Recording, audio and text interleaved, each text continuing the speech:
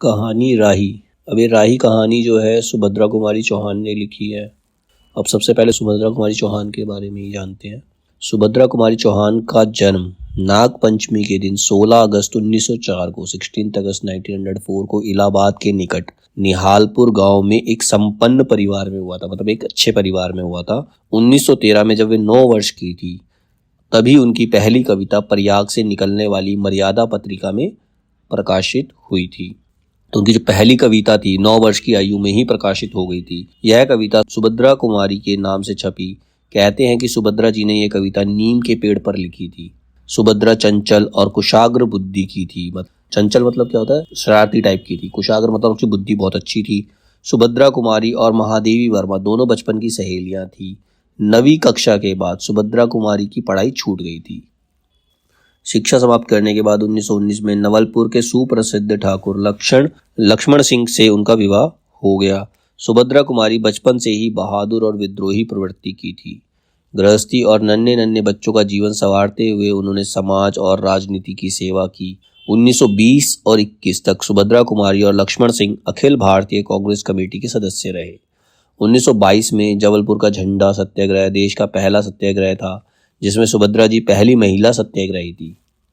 रोज रोज सभाएं हुआ करती थी जिसमें सुभद्रा भी बोलती थी। टाइम्स ऑफ इंडिया के संवाददाता ने अपनी एक रिपोर्ट में उनका उल्लेख लोकल सरोजनी कहकर लिखा था, मतलब वो उस एरिया की सरोजनी नायडू के नाम से जानी जाती थी। लक्ष्मण सिंह जैसा जीवन साथी और माखनलाल चतुर्वेदी जैसा पथ प्रदर्शक पाकर वह स्वतंत्रता के राष्ट्रीय आंदोलन में बराबर सक्रिय रही। कई बार वे जेल भी गई। जलियांवाला बाग नृशंस हत्याकांड से उनके मन पर गहरा आघात लगा। उन्होंने 3 अग्नय कविताएं लिखी। सुभद्रा कुमारी चौहान की जीवनी उनकी पुत्री सुधा चौहान से मिला तेज से तेज नामक पुस्तक में लिखा है।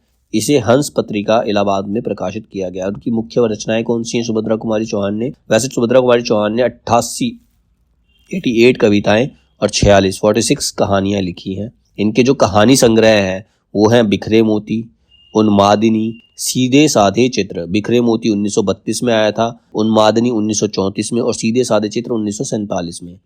यानी कि 1932 में बिखरे मोती, 1934 में उन्मादिनी और 1947 में सीधे साधे चित्र। ये 3 कहानी संग्रह हैं जिनमें इनकी 46 कहानियां संकलित हैं।